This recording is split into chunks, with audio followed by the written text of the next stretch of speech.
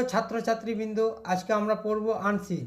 আজকে যে বিষয় নিয়ে আমরা আনসিন করব তা হলো প্রখ্যাত কবি উইলিয়াম ওয়ার্ডসওয়ার্থ।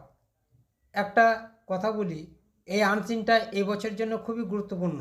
এটি রিপোর্ট রাইটিং হিসাবেও আসতে পারে। উইলিয়াম ওয়ার্ডসওয়ার্থ মাধ্যমিক, একাদশ এবং দ্বাদশ এই তিনটি ক্লাসের জন্য খুবই গুরুত্বপূর্ণ, কিন্তু আজকে আমরা আনসিন হিসাবে ব্যবহার করব। এর প্রত্যেকটি প্রশ্ন কী হতে পারে, এর মানে এবং উত্তর সব কিছু ভিডিওটির মধ্যে আমি দেখিয়ে দিয়েছি। কিভাবে আনসিন করতে হয় তাও এই ভিডিওটির মাধ্যমে বলে দেব। তাই ভিডিওটি স্কিপ না করে পুরোপুরি দেখবে এবং ভালো লাগলে চ্যানেলটিকে সাবস্ক্রাইব করে পাশে থাকা বেল আইকনটি অল করবে, যাতে পরবর্তী ভিডিও ছাড়া মাত্রই তোমাদের কাছে পৌঁছায়। দুর্বল ছাত্রছাত্রীদের জন্য একটা কথা বলি, প্রথমে প্রশ্নগুলি পড়ে নেবে, তারপর প্যাসেজটা পড়বে, তাহলে তোমাদের প্রশ্নগুলি উত্তর দিতে সুবিধা হবে। One of the greatest poets of all ages in the history of English literature.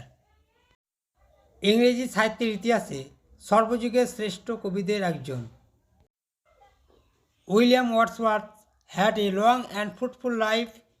April 777, April 23, 1850। এর মানে হলো উইলিয়াম ওয়ার্ডসওয়ার্থ দীর্ঘ এবং তার সফল জীবন ছিল 7 এপ্রিল 1770 থেকে 23 April 1850। He was born at Cockermouth, Cumberland. তিনি ককারমাউথ, কাম্বারল্যান্ডে জন্মগ্রহণ করেন। He graduated in 1791। তিনি 1791 সালে স্নাতক হন। He had already experienced a walking tour in France and Switzerland and paid a second visit to France in late 1791. তিনি ইতিমধ্যে ফ্রান্স এবং সুইজারল্যান্ডে হাঁটার অভিজ্ঞতা লাভ করেছিলেন এবং 1791 সালের শেষের দিকে ফ্রান্সে দ্বিতীয়বার সফর করেছিলেন।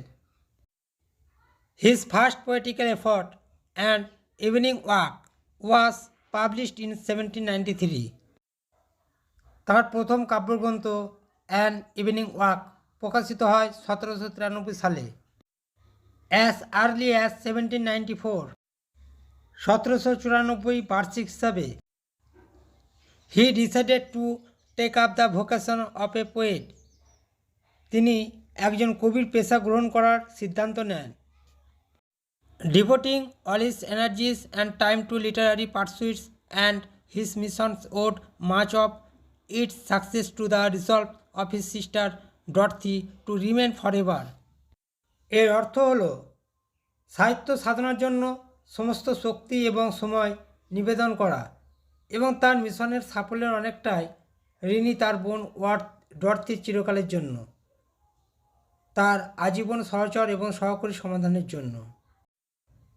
A meeting with H.T. Coleridge in 1797 proved crucially important in his life. 1797 সালে H.T. কোলিজের সাথে একটি সাক্ষাৎ তার জীবনে অত্যন্ত গুরুত্বপূর্ণ প্রমাণিত হয়। It led to their intimate friendship and joint publication of the lyrical ballads in 1798. এটি তাদের ঘনিষ্ঠ বন্ধুত্বের দিকে পরিচালিত করে এবং 1798 সালে লিরিক্যাল ব্যালাডসের যৌথ প্রকাশনা, which mark the beginning of the romantic age in English literature. এর অর্থ হলো যে যা ইংরেজি সাহিত্যে রোমান্টিক যুগের সূচনা করে। For its second edition, Wordsworth wrote his famous preface where in general. এর দ্বিতীয় সংস্করণের জন্য ওয়ার্ডসওয়ার্থ লিখেছেন তার বিখ্যাত প্রস্তাবনা, যেখানে সাধারণভাবে he talked about the nature and effect of poetry and, in particular, of the new poetry he brought to the readers. এর অর্থ হলো তিনি কবিতার প্রকৃতি ও প্রভাব সম্পর্কে কথা বলেছেন এবং বিশেষ করে নতুন কবিতার কথা তিনি পাঠকদের কাছে তুলে ধরেছেন। এবার প্রিয় ছাত্রছাত্রীরা প্রশ্ন উত্তরে আসা যাক। প্রথম প্রশ্নটা দেখো, ট্রু ফলস করতে হবে। তো 1 নম্বর প্রশ্ন দেখো, William Wordsworth had a short but fruitful life. William ওয়ার্ডসওয়ার্থের একটি সংক্ষিপ্ত কিন্তু ফলপ্রসূ জীবন ছিল? উত্তর হবে না, ফলস হবে। 2 নম্বর প্রশ্নের উত্তর দেখো। Wordsworth first poetical efforts was an evening walk. তার প্রথম কাব্যগ্রন্থ অ্যান ইভিনিং ওয়াকই ছিল। এটা সত্য, তাই এটা 2 হলো। 3 নম্বর প্রশ্নের উত্তর দেখো। Wordsworth meet Coleridge in the year 1794। Wordsworth 1794 সালে কোলরিজের সাথে দেখা করেছিল? না, এর অ্যান্সার হবে 1797 সালে কোলরিজের সাথে দেখা করেছিল, তাই এই উত্তরটি ফলস হবে। 4 নম্বর প্রশ্নটি দেখো।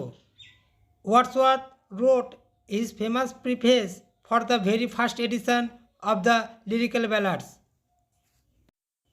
ওয়ার্ডসওয়ার্থ লিরিক্যাল ব্যালাডসের দ্রুত সংস্করণের জন্য তার বিখ্যাত প্রিফেসটা লিখেছিলেন? না, এর উত্তর ফলস হবে, অর্থাৎ এফ হলো। বিয়ের ত্যাগে প্রশ্নে যাবার আগে একটা কথা বলবো যে আনসিনে 10 নম্বর থাকবে, 4 নম্বর ট্রু ফলস, আর প্রশ্নের উত্তর হবে 3 দুগুণে 6, 6 নম্বর থাকবে, অর্থাৎ 3টে দেবে। প্রত্যেকটা প্রশ্নের মান থাকবে 2, অর্থাৎ 6 নম্বর। এবার আমাদের বিয়ের দাগের প্রশ্নে আসা যাক। বিয়ের ত্যাগে 1 নম্বর প্রশ্নে আসা যাক। What did Wordsworth decide as early as 1794?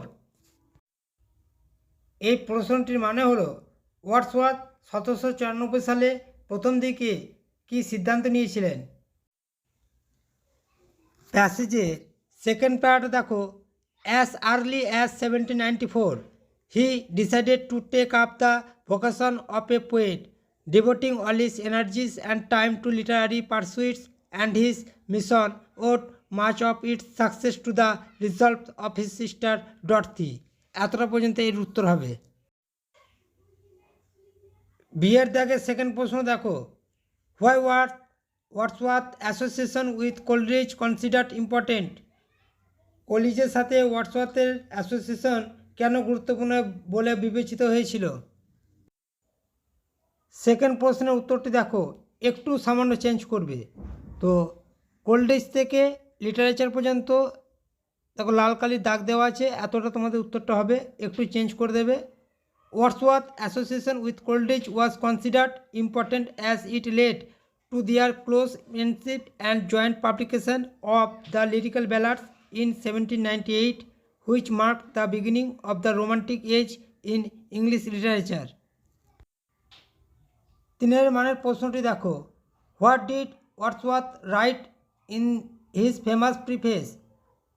Wordsworth তার বিখ্যাত প্রিফেসে কী লিখেছেন? 3 মানের উত্তরটি দেখো।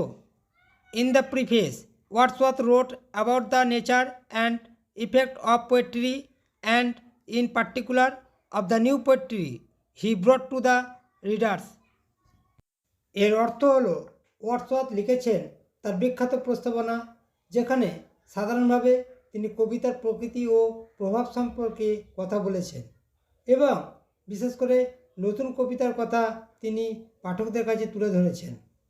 বন্ধুরা, ভিডিওটি যদি ভালো লাগে আর ভিডিওটি থেকে যদি তোমরা বিন্দুমাত্র উপকৃত হও, তাহলে চ্যানেলটিকে একটি লাইক, কমেন্ট ও সাবস্ক্রাইব করবে এবং পাশে থাকা বেল আইকনটি অল করবে। তোমরা ভালো থেকো, সুস্থ থেকো, আমার সঙ্গে থেকো।